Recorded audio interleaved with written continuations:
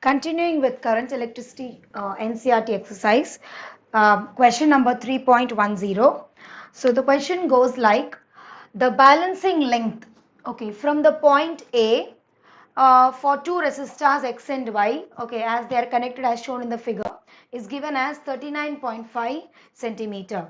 So that means L is equal to 39.5 centimeter, which is the distance from point A to D. D is the balancing point. All right.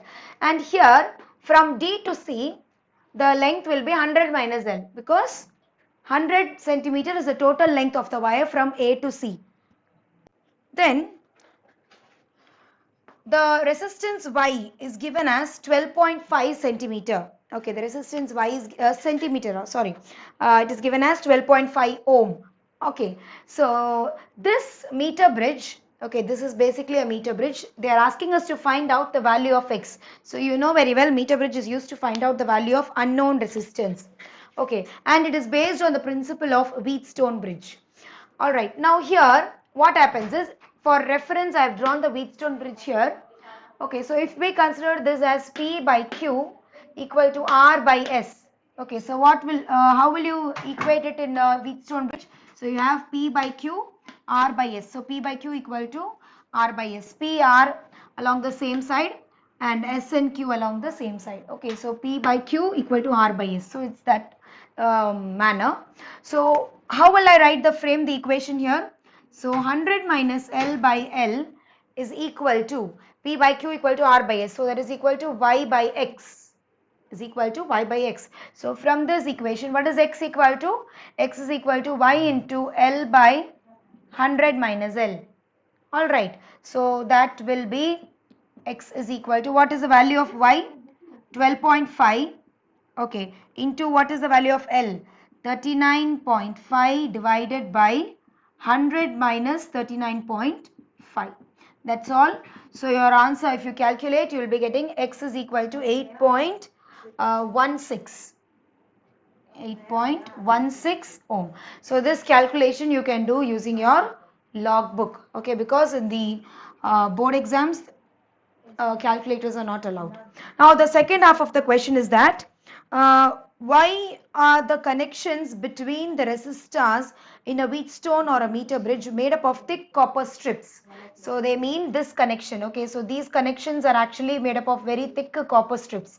So why they are made up of thick copper strips? So you know very well, the resistance decreases with increase in area. Okay, so here we don't want to have the additional resistance of the connecting wires also affecting our value.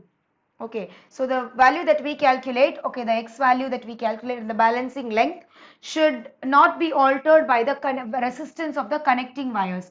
That is why we connect it using thick copper wires. So what is the purpose of using thick wires? So thick wires means the resistance will be less. Okay, so since R is inversely proportional to area, if you increase the area, resistance will decrease. All right.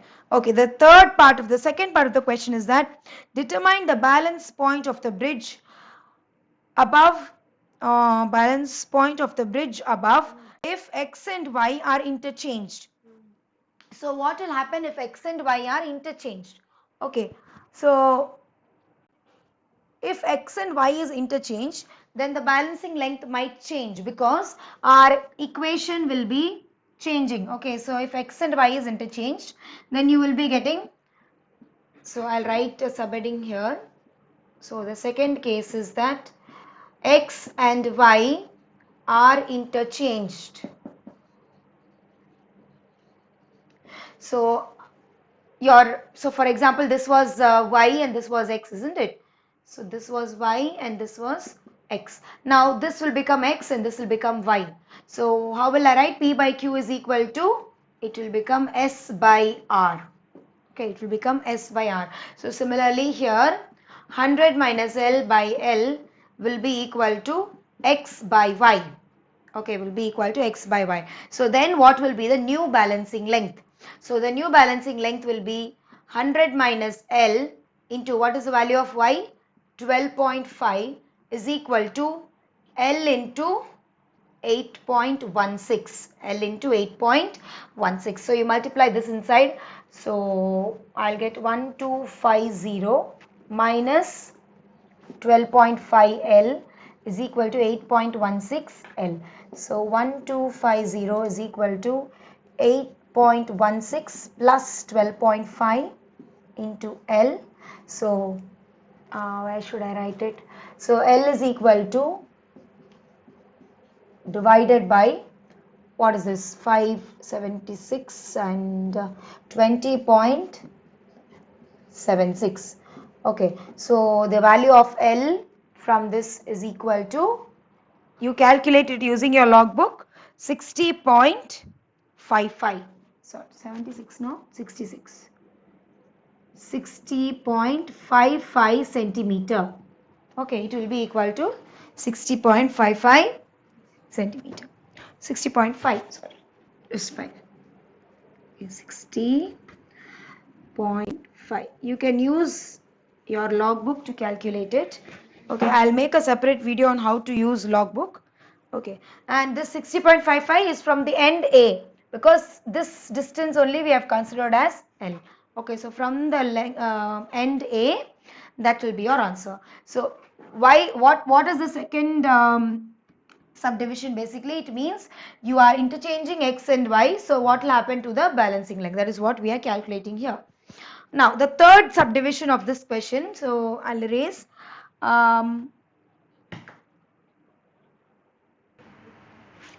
The third subdivision is that if the galvanometer and the battery are interchanged, then what will happen to the balancing length?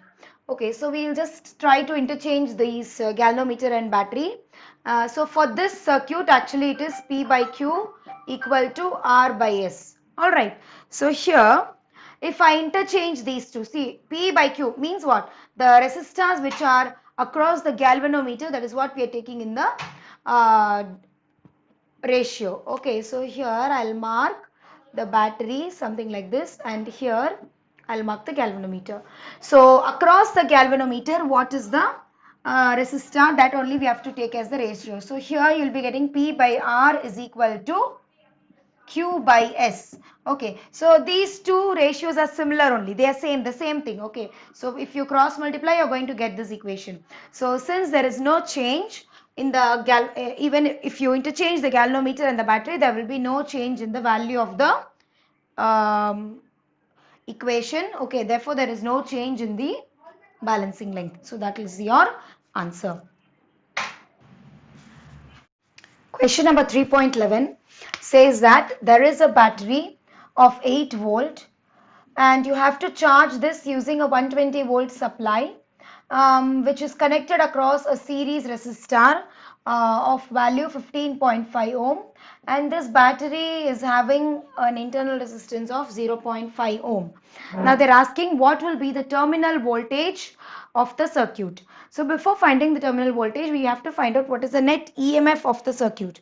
Okay, so the net EMF that will be given in the circuit will be epsilon dash is equal to 120 minus 8 volt. Okay, so that is equal to 112 volt.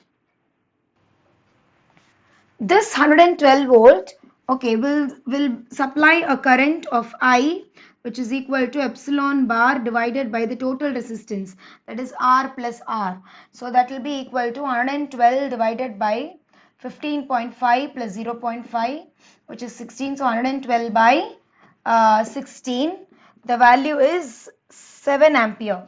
Okay, the value is I is equal to 7 ampere. Now using this value of current I, okay, you can find out the terminal voltage. So E minus IR is equal to V.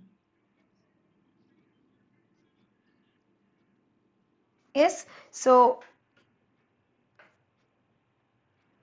this is during a discharge of the battery. Okay, so when the battery is charging, so it will be equal to V plus IR. The terminal voltage is larger than the EMF. Okay, so here epsilon value is given as 8 volt.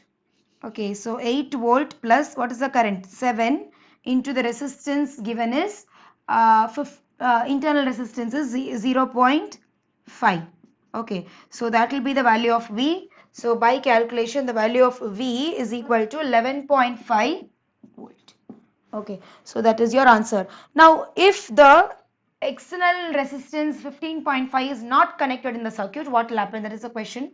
So if it is not connected, then you will get a large amount of current, because you will have 112 divided by 0.5. So that will be double, 224 ampere. That will be your answer. So that means this large current will damage the circuit, will damage the battery. Okay, so that is why connecting a resistance in series is necessary to avoid that damage. Question number 3.12. In a potentiometer arrangement, a cell of EMF 1.2 volt gives a balance point at 35.0 centimeter length of the wire. If the cell is replaced by another cell, then what is the balance point? Sorry, the balance point shifts to 63.0 centimeter. What is the EMF of the second cell? So that's a question. So this is application of potentiometer. You have seen the derivation. So you will get E1, that is epsilon 1 by epsilon 2 is equal to L1 by L2 is equal to L1 by L2. Therefore, here what are the things that are given? So epsilon 1 is equal to 1.25 volt.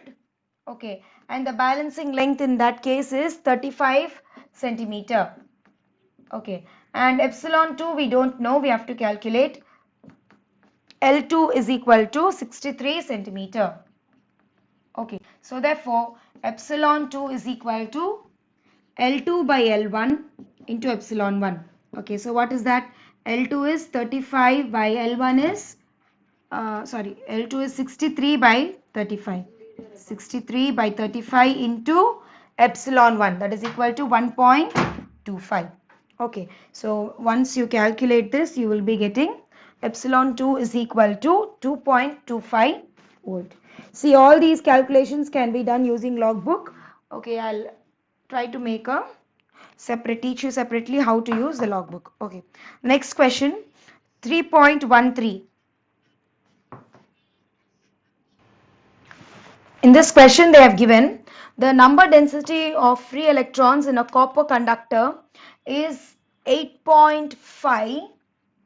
Number density n is equal to 8.5 into 10 to the power 28 meter per minus 3 per volume, okay, per meter cube.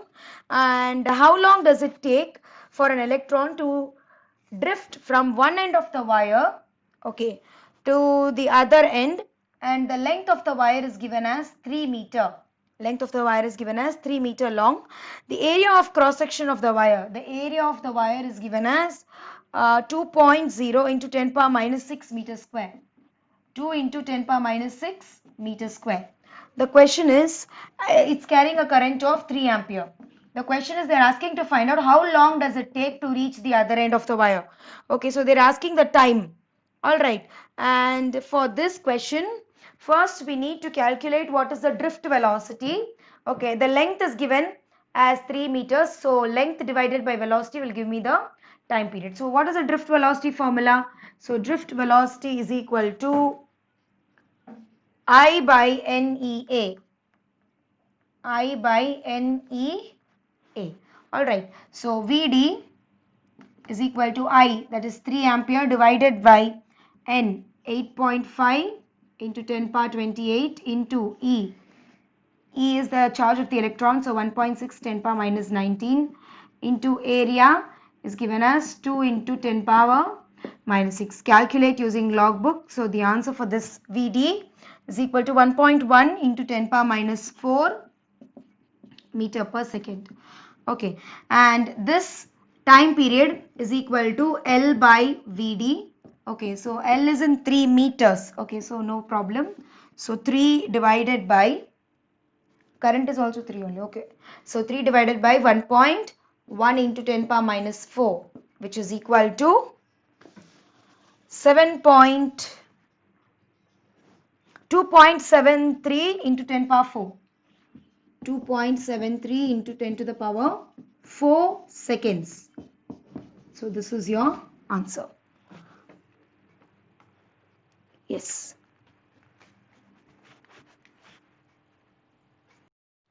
Question number 3.14. The Earth's surface The Earth's surface has a negative surface charge of density 10 power minus 9 coulomb per meter square. 10 power minus 9 coulomb per meter square. The potential difference of 400 kilovolt between the top of the atmosphere and the surface in a current of only 1800 ampere. Okay, in a current of 1800 ampere over the entire globe. If there were no mechanism of sustaining the atmospheric electric field, how much time would be required to neutralize the Earth's surface? Okay, and the radius of the Earth is given as 6.37 into 10 power 6 meter.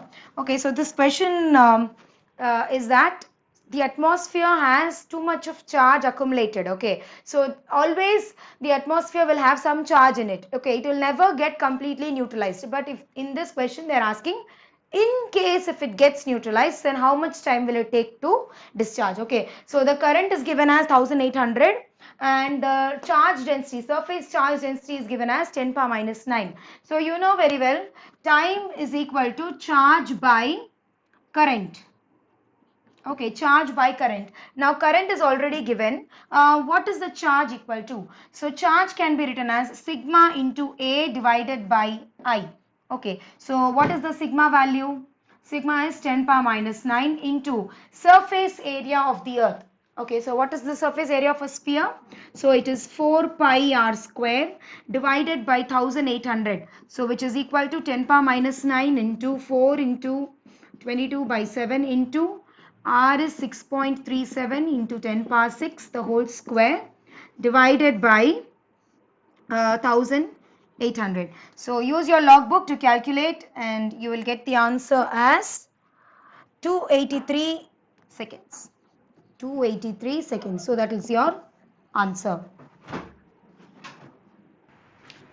Question number 3.15 is 6 lead acid type of secondary cells, each of EMF 2 volt and internal resistance 0.015 ohm are connected in series to provide a supply to a resistance of 8.5 ohm.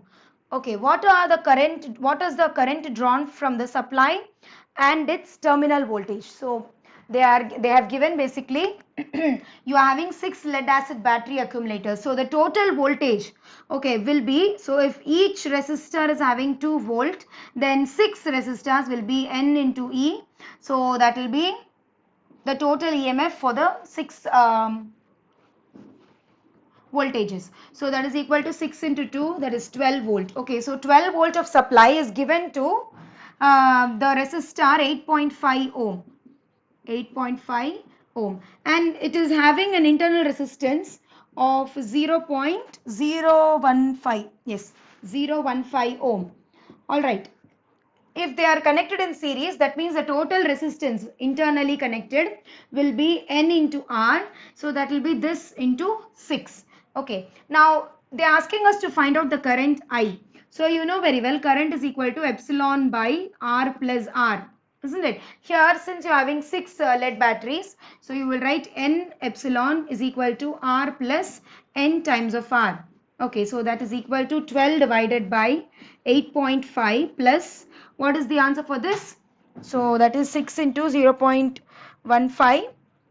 6 5s are 33, 0, 6, 9, 0.090. Okay, so the answer for this is equal to 1.4 ampere.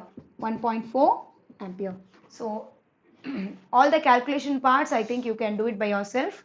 Okay, the idea here is just 6 voltages are connected, so the total voltage and the total internal resistance you have to take into account. 3.15b is that you have a secondary cell after long use has an EMF of 1.9 volt and a large internal resistance of 380 ohm. So what is the maximum current drawn from the cell? Could the cell drive the starting motor of a car? So for this question, they have given that the cell has been weared out. Okay, it has been used for a long period of time.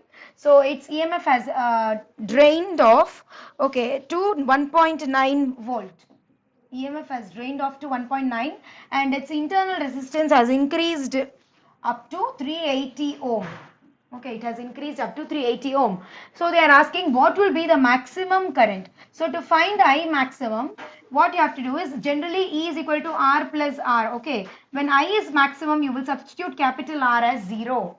Okay, capital R is equal to 0. There is no external resistance connected. So the I max can be written as epsilon by R. So which is equal to 1.9 divided by 380, which is equal to 0.005 ampere.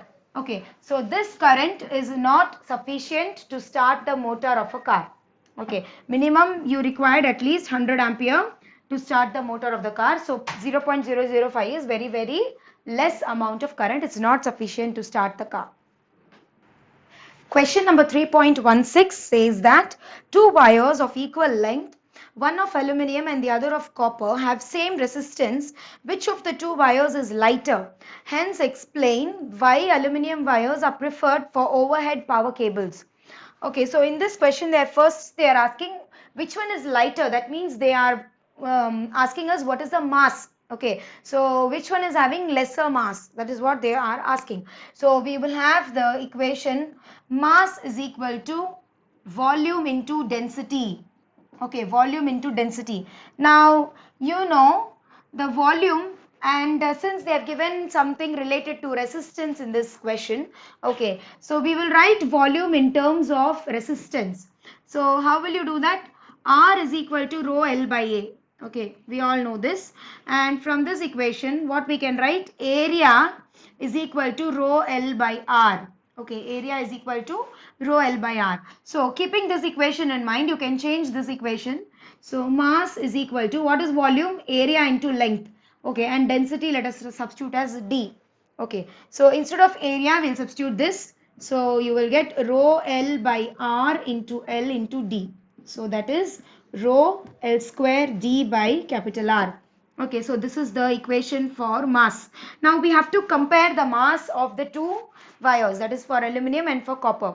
Now they have given the resistivity of aluminium, okay, as 2.63 into 10 to the power minus 8 ohm meter, and the resistance of copper is given as 1.72 into 10 to the power minus 8 ohm meter. 10 to the power minus 8 ohm meter. The density of aluminium, that is the relative density, is given here. Doesn't matter, anyways we are going to take the ratio. So the relative density of aluminium is 2.7 and the relative density of copper is equal to 8.9. 8.9. All right, now so we'll continue here. Okay, now so the mass of aluminium divided by mass of copper, or you can take mass of copper by aluminium, since intuitively we know copper is heavier. Mass of copper divided by mass of aluminium is equal to, substitute this equation. See, in the question they have given both are having same resistance. Okay, so we will cancel that out. So let us substitute first. So rho of copper into L square, L is same for both, into D of copper divided by R, R is same in both. Okay, so A aluminium into L square into D of aluminium divided by R. So R, L square cancel. So you will be getting rho copper D copper divided by rho aluminium into density of aluminium. So that is equal to 2.63 into 10 to the power minus 8, 1.72 into 10 power minus 8 into, what is the density? 8.9 divided by 2.63 into 10 power minus 8 into 2.7. Use your logbook to calculate. You will get the answer as 2.2. Okay, the approximate answer will be 2.2. That means what? It means mass of copper, okay, is heavier than the mass of aluminium. Okay, therefore the ratio is larger than 1. So that is the reason why we are using aluminium for the overhead wires instead of copper, because copper will bend, or it will, what do you call it? It will damage the poles by its own weight. Okay, so the copper wires will bend the poles by its own weight. So therefore we are using aluminum, which is much lighter than copper. 3.17 has some values which is given in the book. So if we plot it, you would get something like this. Okay, so here the current goes from 0 to 8 ampere when the voltage changes from 0 to nearly about 160. Okay, so what happens here is they are asking what do you observe from this graph. So one thing is V versus I graph is a straight line. Okay, that means manganese alloy. Okay, so for manganese alloy they have plotted this V versus I. So since this is a straight graph, means voltage is linearly proportional to current. Current is proportional to I in a linear fashion. So that means this is an ohmic resistor. Okay, this is an ohmic resistor. It obeys Ohm's law. Alright, and the other thing is the current is changing from 0 to 8. Okay, but still it is following the ohmic behavior even at 8 ampere. Okay, so usually when the current changes for this much amount, there will be change in temperature of the wire. And due to the change in temperature, its resistance might change, and the resistor might go from ohmic to non-ohmic behavior. But in manganese, that is not happening, which means its temperature coefficient of resistance is very, very low. Okay, that means even though the temperature changes, its resistance does not vary much. Okay, so the resistance is pretty much maintained the same value. Okay, so that means what? Alpha, the temperature coefficient of resistance, is pretty low for an alloy. Okay, generally in alloys, the temperature coefficient of resistance will be less than the individual metal. Okay.